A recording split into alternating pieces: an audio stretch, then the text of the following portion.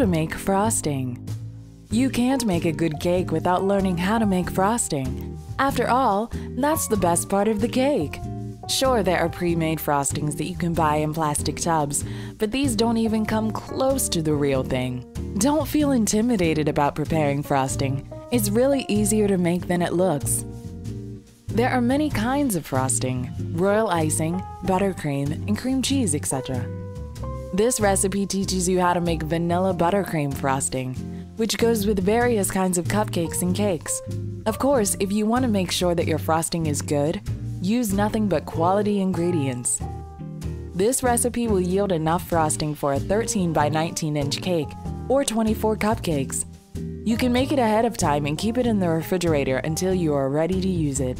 Just stir it up a bit to make it more spreadable.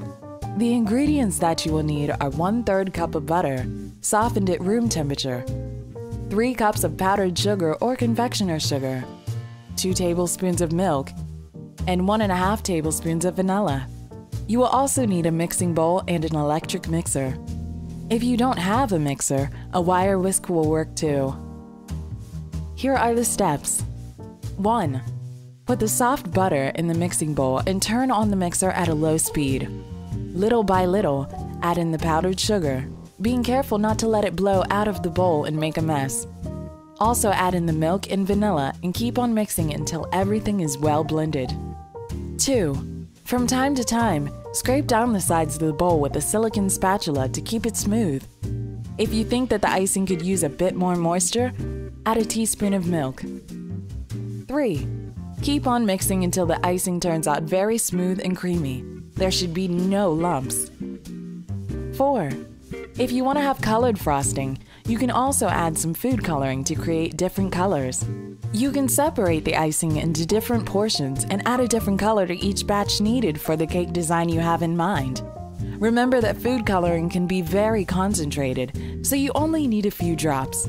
For gel food coloring, just dip a toothpick into the color and spread it through the vanilla frosting. That will be enough to produce a nice tint. 5. You can also add some fine cocoa powder to make chocolate frosting. If you do, then reduce the amount of powdered sugar by the amount of cocoa powder that you add. 6. You can store the vanilla frosting in a lidded container in the refrigerator for later use. However, let it get to room temperature before using it to make it go on the cake more smoothly.